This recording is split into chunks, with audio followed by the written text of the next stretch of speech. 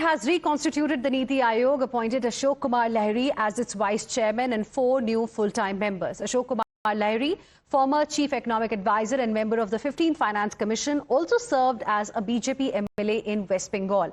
He will succeed Suman Berry, whose term ends later this month. Recognized for his work in economic reforms and policy making, Lahiri has established a reputation as a skilled economist with deep expertise in both government, finance and global economic systems. He spoke exclusively to Times Now. Listen in. In conversation with Dr. Ashok Lahiri, who has been newly appointed as the vice chairperson of NITI Aayog. So congratulations on this appointment.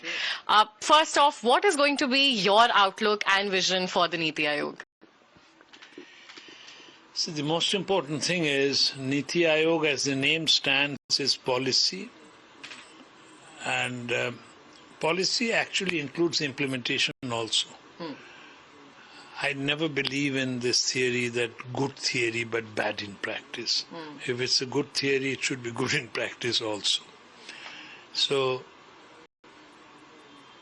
the main challenge is how to formulate right policies.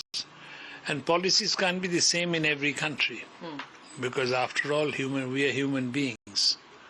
You will get excited by maybe chole bhature, whereas a girl in the United States would love a hamburger. So incentives cannot be the same. It has to be adopted. So here, the issue is what will work? What are the right policies that will work? So if you ask me about my thrust area, I keep repeating, I believe the 4 important things, the pillars of economic development are education, health, infrastructure and law and order. You give these 4, people will take care of the rest. So we need right policies for these 4. Your appointment is also coming in at the heel of the West Bengal elections as well. You've served as a legislator in the assembly. Is this just a coincidence? I don't know. I mean, why someone appoints me, I don't know. And everyone is somewhat conceited. So, of course, when they have appointed me, I'll think I'm the best, which may not be true. It may be pure luck. So I can't answer that question. But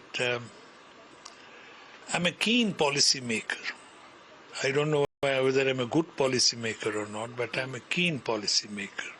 That's what I've done throughout my life. So I consider it a privilege to get this appointment. And I'm extremely happy that they've reposed this trust and faith in me. And this trust and faith in me is not only in me, but it's in the West Bengal's education system as it existed when I grew up. Right. So the Prime Minister and also the chairperson of NITI Aayog has also, during the election campaigning in West Bengal, at multiple points pointed out how this state has been particularly, in fact, left behind when it comes to development policies. What would you have to say to that? The state, I believe, the entire thing is a matter of balance. When it comes to welfare payments, it will increase as society evolves. It will increase, but you must think of not only poverty today. You must think of poverty tomorrow and day after. You don't want to give that 5 rupees to that beggar. You want to make sure that the beggar doesn't need to beg